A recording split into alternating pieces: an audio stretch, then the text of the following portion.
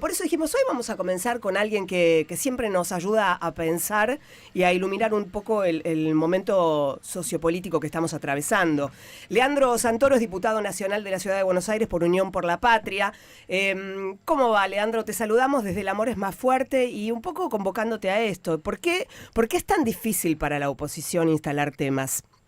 Bueno, primero buenas tardes. Saludo a todos, la gente que está en casa o los que están laburando y a ustedes ahí.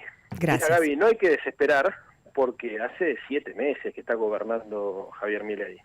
Y si bien es cierto que para los que votamos en contra de este proyecto, porque además ya sabíamos que iba a pasar esto, esta realidad nos parece distópica, también es cierto que hay un sector importante de la sociedad que necesita creer, que desea que a Milei le vaya bien. Y es legítimo que la gente que lo votó, y estamos hablando de mucha gente, desee que a este gobierno le vaya bien, aunque transitoriamente a ellos les esté yendo incluso peor de lo que les estaba yendo con el gobierno anterior. Y que aún así sostengan que quieren que les vaya en esa dirección. Que no sabemos si es bueno o malo para las personas. No, está claro. Y eso le da una fortaleza al gobierno, que es el deseo de la gente, que va más allá de la realidad objetiva y material. Si vos decís, hay menos empleo, hay menos consumo, se cae la inversión, te tenés que dar cuenta que esto está mal. Bueno, hay mucha gente que lo votó, que a pesar de que esto está sucediendo, le parece que la responsabilidad es más del gobierno anterior que del actual gobierno. Esto en primer lugar, ¿no? Hay que tenerlo claro. En segundo lugar, todos los oficialismos, al principio, tienen muchas más herramientas que la oposición para instalar agenda, porque este es un país hiperpresidencialista.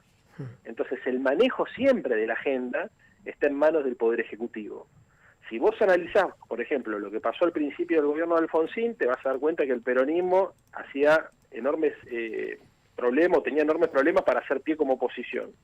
En el gobierno de Menem le pasó lo mismo al radicalismo hasta que mucho tiempo después surgió el Frente Grande, el Frepaso y finalmente la Alianza.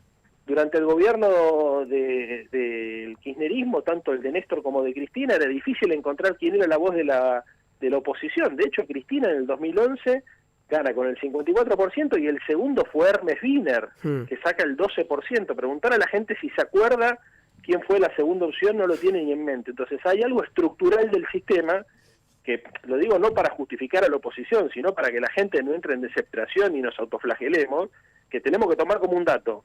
El gobierno tiene muchas herramientas para ganar la centralidad y hay un sector de la sociedad que legítimamente todavía desea que este gobierno le vaya bien y entonces la disputa política se da en un contexto muy adverso. Yo intuyo que con el correr de los meses, y lamentablemente lo digo esto porque creo que este gobierno le va a ir mal y las condiciones socioeconómicas van a empeorar la pobreza, va a empeorar la desigualdad, lamentablemente la discusión va a hacer que la oposición vaya tomando cada vez más centralidad porque es un proceso obvio como consecuencia del deterioro socioeconómico. ¿Qué cosas crees que nos desesperan? ¿Qué cosas crees que desesperan a la población que no votó este gobierno? A ver, ejemplos, las réplicas de lo que ocurre en las redes sociales, esto de que pasa con una persona que virtualmente bardea a un funcionario que termina renunciando, diputados que van a visitar a genocidas, cosas que están haciendo en cuanto a la economía que dijeron que no las iban a hacer. ¿Qué es lo que desespera más a la población no votante de la gente del Milei? Bueno, todo eso que decís vos desespera a los que estamos politizados. A la gente común y corriente que no consume programas políticos, que no está escuchando ahora la radio, que mira tangencialmente alguna noticia cada tanto en algún medio, que son la mayoría, incluso la mayoría de los que no lo votaron a Milei, no están politizados, simplemente no lo votaron porque no creen en ese universo de valores, o porque no les interesa tanto la política como nos interesa a nosotros. Lo que lo desespera es la pérdida del empleo y la pérdida de poder adquisitivo del salario. Te quiero decir, hay cosas que son de nicho, que nosotros las vivimos con mucha intensidad. 6 diputados usan el auto del Congreso para ir a visitar Astiz, para nosotros es una barbaridad, y lo es. Ahora hay un sector de la sociedad que incluso no vota a Milei, que ni siquiera tiene registro que eso pasó.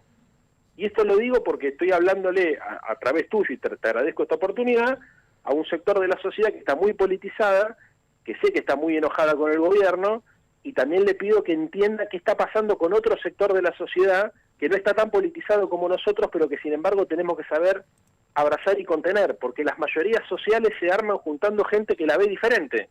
Y hay un sector de la oposición, o gente que votó distinto, que no lo votó a Milei, que la ve diferente. Entonces, hay cosas que para nosotros son puntos de inflexión, que para un sector de la sociedad no son ni siquiera percibidos como un problema. Ahora, si me quedo con los problemas que vos mencionás, Leandro, esto de la pérdida del empleo, la preocupación por el poder adquisitivo, que es para todos, no importa el color, la bandera que tengas, es para todos esa preocupación. ¿Por qué la pasividad? ¿Por qué es solamente por una voluntad de creer que le va a ir bien a este gobierno?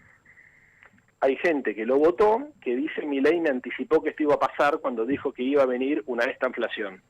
Entonces hay que darle tiempo. Y ahí la discusión es cuánto tiempo dura la paciencia social. Algunos dicen hasta fin de año, otros dicen 1 año y medio. Eso es una incertidumbre, nadie sabe. Tal vez mañana hay un acontecimiento que genera un cambio de clima o de humor social de la mañana a la noche. Pasó muchas veces en la Argentina y en otros países de la región.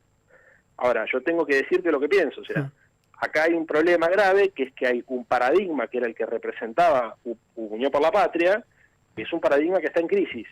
Entonces, ese paradigma hay que reorganizarlo, hay que reordenarlo, hay que repensarlo. ¿Y cómo se repiensa? Digo Unión por la Patria el rol del Estado, y el peronismo también, Leandro. Te pregunto a vos que, no sos de extracción eminentemente peronista, pero por supuesto, sos parte de Unión por la Patria. ¿El peronismo, vos lo ves unido? ¿Lo ves con un poder de reacción frente a esta realidad tan dura? Lo veo más unido que claro. O sea, no creo que el problema venga por la falta de unidad, creo que el problema viene por la dispersión que tenemos en el diagnóstico y por la dificultad que tenemos para empezar a construir consensos para construir un paradigma alternativo. A ver, te voy a poner un ejemplo concreto. Nosotros estamos en contra de la concepción minarquista que tiene Milei en relación al Estado. Para nosotros el Estado no es una corporación enemiga o, como le dice él, parte del problema, digamos. Nosotros el Estado es parte de la solución, pero no es el Estado que teníamos, es otro Estado. O sea, ni es una organización criminal, no me salía el nombre, ni es tampoco el Estado que teníamos. Hay que pensar un nuevo rol del Estado. Para nosotros, por ejemplo, el desarrollo económico es una discusión que tenemos que profundizar porque es un tema que acertamos al ponerlo arriba de la mesa, pero no necesariamente cuando hablamos de desarrollo económico hablamos de lo mismo. Creo que hay un sector de la población que nos identifica como excesivamente antimercado, antiinversiones, antisector privado. Y eso es un problema, porque por eso se explica, por ejemplo, el divorcio que existe entre la provincia de Córdoba, la provincia de Santa Fe y la provincia de Mendoza, con el peronismo del conurbano bonaerense. Sí. O sea, hay una lectura, porque la Argentina no es solamente el AMBA. Cuando vos decís cómo armás una mayoría social, y bueno, tenés que ver que si hay un gobernador peronista que gana Córdoba, pero al mismo tiempo al peronismo nacional le cuesta entrar en Córdoba, tenés que investigar por qué es. Y cuando empezás a investigar por qué es, te vas dando cuenta que desde Córdoba se percibe que básicamente el peronismo del AMBA es un peronismo antimercado, antiinversiones, antisector privado. Y yo sé que no es necesariamente así. Lo que tiene el peronismo de la provincia de Buenos Aires es un énfasis en la redistribución del ingreso como consecuencia de que está el primer y segundo cordón industrial, que tiene una composición social diferente que obliga a hablar de políticas redistributivas, políticas de Estado activo y presente, etcétera, etcétera. Pero la sociedad lo percibe de otra manera, Gabriela. Sí. O por lo menos ese sector de la sociedad. Entonces hay que ser más claro cuando hablamos de desarrollo económico. Yo creo que es un error que se nos perciba como enemigos de la inversión privada. En todo caso, lo que nosotros tenemos que hablar es de una inversión privada, hablar de la responsabilidad social, de un rol que tiene que cumplir el Estado para orientar esa inversión y fundamentalmente de construir un equilibrio y una armonía donde en la Argentina se pueda ganar guita, un empresario pueda ganar guita y haya salarios de calidad, que es en definitiva el horizonte al cual tenemos que marchar.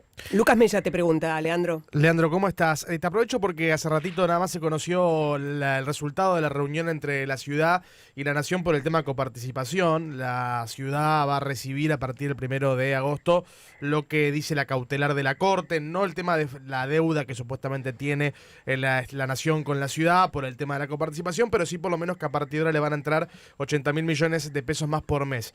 Te pregunto porque obviamente vos sos como diputado de la ciudad, además has intentado ser jefe de gobierno, probablemente algún día lo seas.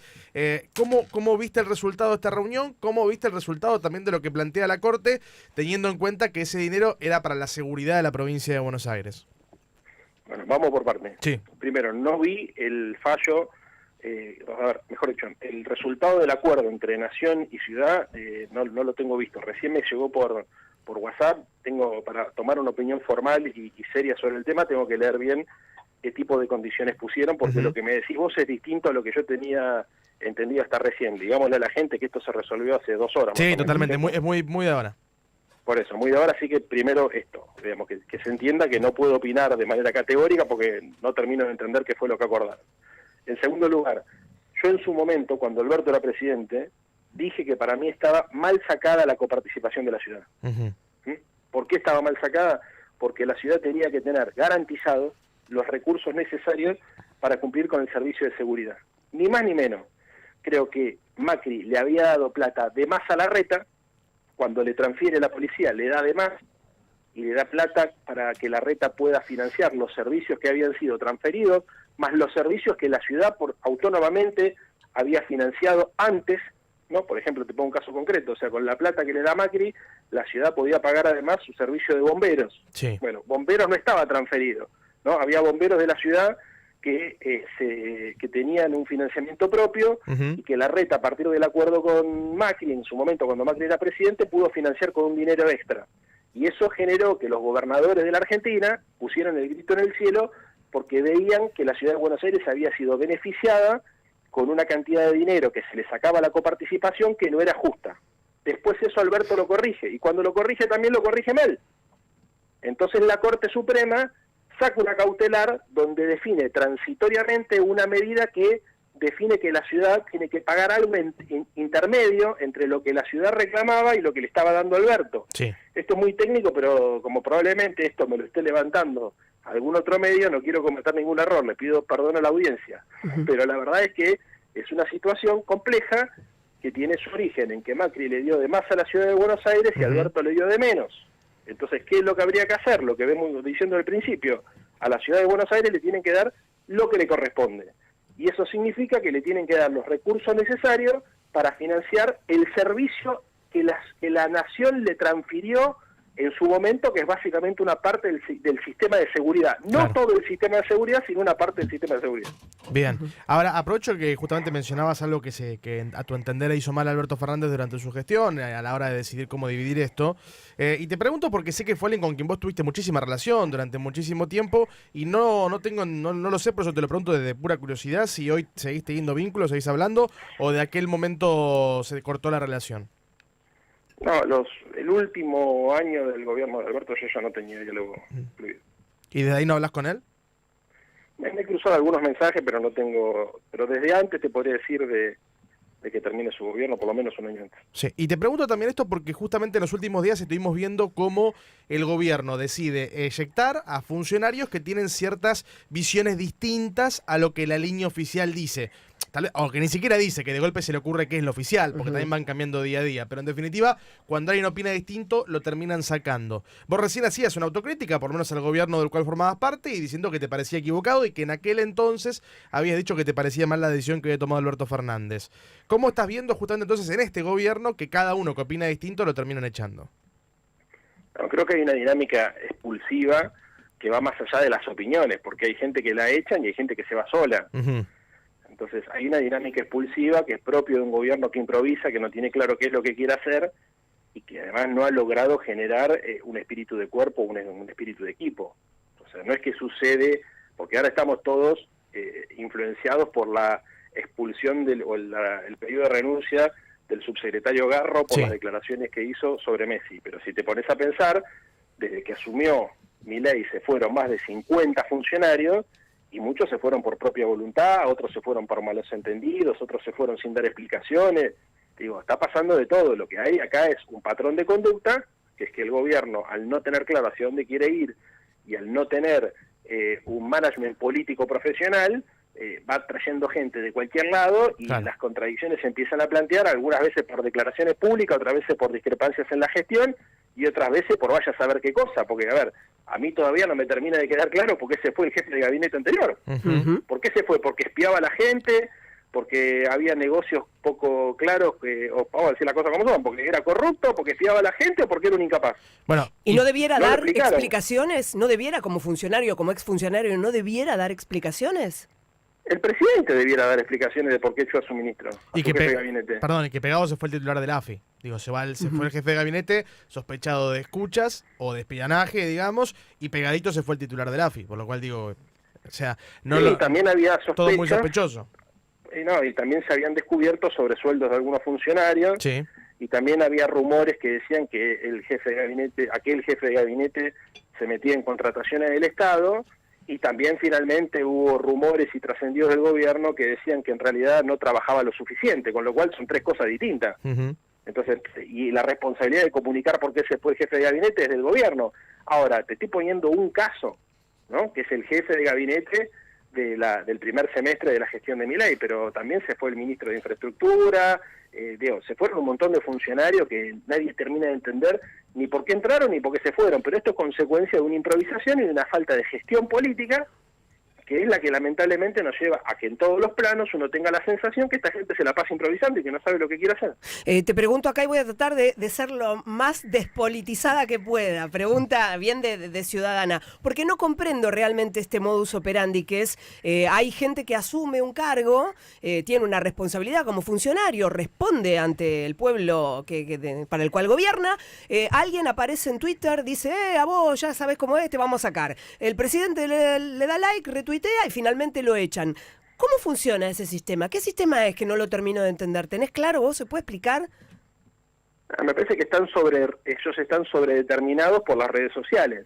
O sea, piensan que la política es Twitter y que la lógica de Twitter se puede aplicar a la política, y entonces se comen, digamos, un microclima que los lleva muchas veces a hacer este tipo de cosas o a cometer errores peores como el que cometió la vicepresidenta, tildando a Francia de colonia imperialista por un comentario que había hecho un funcionario de Milei, no un funcionario de Macron.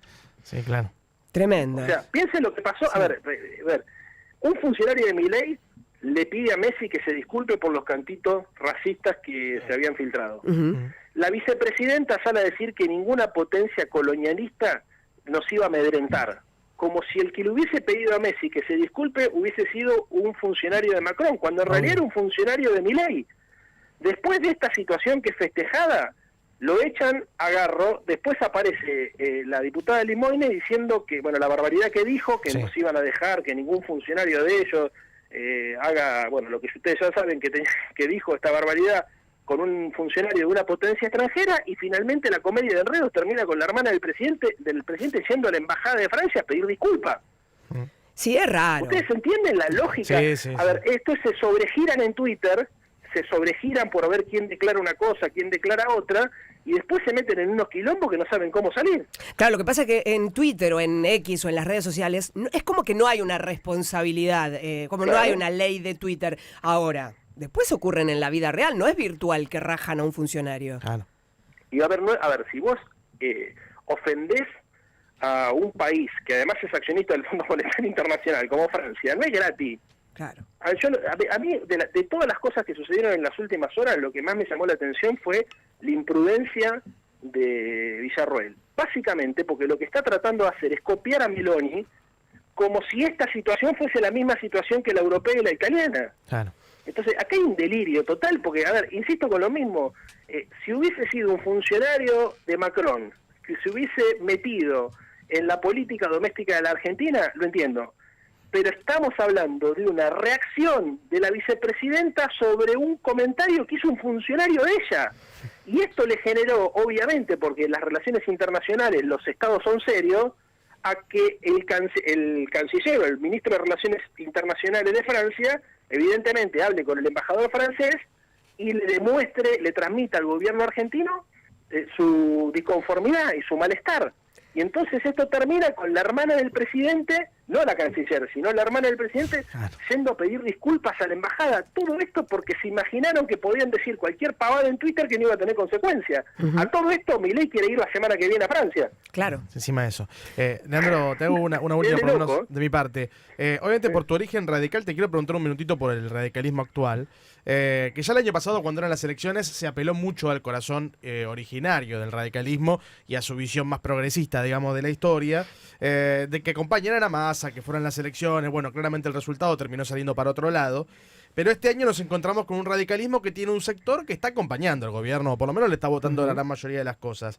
Mi pregunta para vos es si hay tiempo todavía para que el radicalismo recupere su origen, o si verdaderamente el núcleo duro del partido está muy agarrado a ideas más conservadoras que las que históricamente representa. Me parece que hay un sector de la dirigencia del radicalismo que está haciendo otra cosa, no está haciendo ni radicalismo, ni tratando de representar a su base social, está haciendo otra cosa. Porque yo te podría decir, mirá, en el Congreso yo lo tengo a Facundo Manes, que tiene una actitud muy distinta a la de Rodrigo de Loredo, o sea, hay distintos matices y diferencias. Yo no termino de comprender cómo en la Argentina no se armó un cordón sanitario para evitar que la ultraderecha llegara al poder, y ahí le asigno mucha responsabilidad a la dirigencia, fundamentalmente del radicalismo, y también a la dirigencia del PRO, porque en otros países del mundo, incluso a la derecha, como el caso de Francia o el caso de España, actúan de manera más responsable porque saben los peligros de poner a la extrema derecha al frente de la conducción del Estado. Esto es un experimento social. Estamos hablando de un gobierno que dice públicamente que el Estado es una organización criminal, que celebra la evasión impositiva y que desea que operen los monopolios en la economía doméstica. O sea, es un delirio total. Entonces, yo entiendo que vos puedas ser de derecha, que puedas tener una ideología más ortodoxa en materia económica, pero si sos relativamente responsable, sabés que hay cosas que se están proponiendo del gobierno, que sea radical o no sea radical, son disparates que atentan contra la cohesión de la sociedad argentina. Entonces, ni siquiera mi malestar o mi incomodidad es con la dirigencia radical. Es con cualquier dirigencia política que, teniendo la ideología que tenga, no reacciona de manera responsable frente a la irresponsabilidad de un gobierno que es capaz de hacer y decir cualquier barbaridad. Entonces, me parece que hay como la pasividad de la política argentina permite que se normalice y se naturalice una serie de disparates que cuando lo veamos en perspectiva histórica no la vamos a poder creer, porque son todos disparates lo que está pasando. O sea, es todo una distopía. Tengo la sensación, como debe tener la mayoría de la audiencia, que en la Argentina están pasando cosas que si me las contabas hace un año atrás que iban a pasar, te decían que eran imposibles, sin embargo están sucediendo. Leandro, gracias por ayudarnos a pensar. Leandro Santoro, un placer tenerte acá en El Amor es Más Fuerte. Un abrazo. Un beso.